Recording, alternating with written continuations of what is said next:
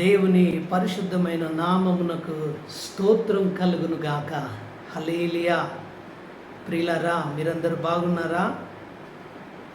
మీ ఆధ్యాత్మికమైన జీవితము పెంపొందింప చేయబడాలని, అభివృద్ధి చేయబడాలని, దేవుని యందు మీరు స్థిరపరచబడాలని మా యొక్క ఆకాంక్ష.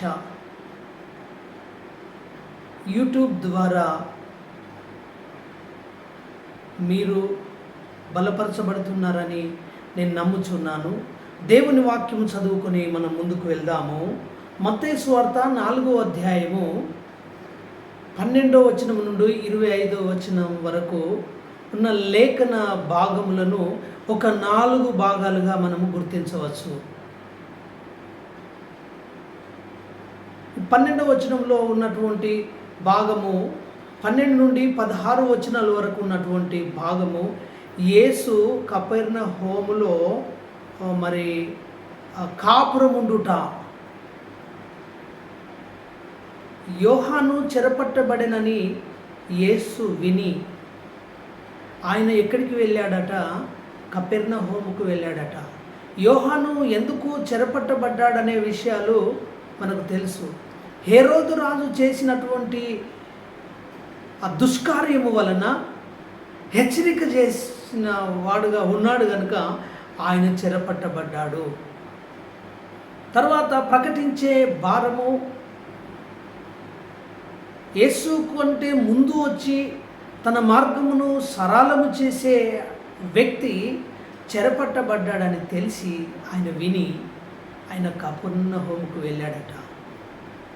రెండవ భాగము ఏంటంటే 17వ వచనంలో ఉంది, యేసు క్రీస్తు ప్రకటించుటకు మొదలుపెట్టాడు.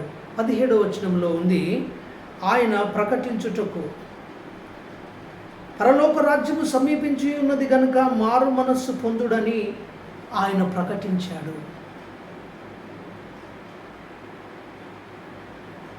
యోహాను చేసే అటువంటి పని ఆయన చేశాడు.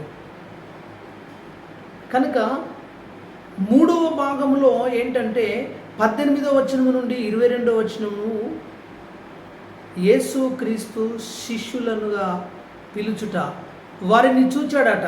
18వ వచనంలో ఇక్కడ రాయబడి ఉంది, ఆయన గలిలియా సముద్ర తీరమున నడుచుచుండగా పేతురు అనబడిన సీమోను అతని సహోదరుడైన ఆంద్రేయ అను 2 సహోదరులు సముద్రంలో వల వేయుట ఆయన చూచెను.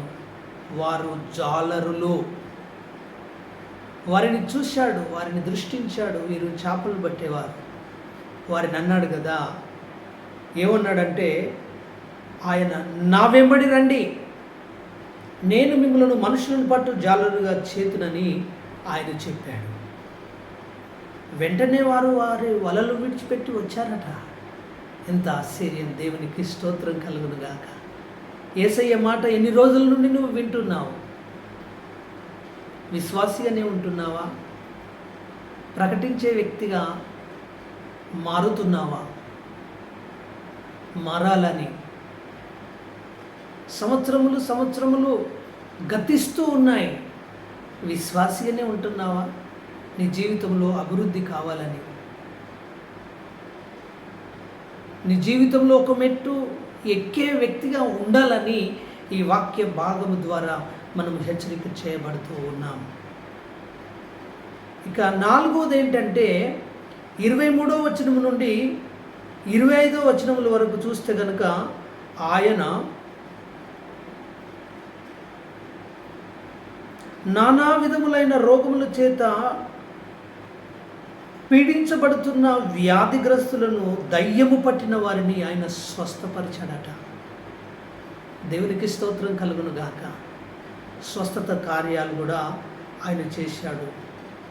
గలిలియా, దెకపోలి, యెరూషలేము, యూదయను ప్రాంతముల నుండి యోర్దాను అవతలయు బహుజన సమూహములు ఆయనను వెంబడించారు. పేతురు, ఆంద్రేయనే కాదు, యాకోబు, యోహానులు కూడా ఆయన పిలుచుకున్నాడు, సేవా పరిచర్యను కొనసాగింపచేశాడు. కనుక ప్రియులారా, పరిచర్య భారము కలిగి ఉండుట కొరకు ఈ యొక్క 4 భాగాలను మనము మన కొరకు అప్లై చేసుకుంటే కనుక దేవుని యొక్క పని భారము కలిగి ఉండాలని ప్రభు పేరిట నేను మీకు జ్ఞాపకం చేస్తూ ఈ మాటలు ముగిస్తున్నాను. దేవుడి మాటలు దీవించునుగాక. ఆమేన్.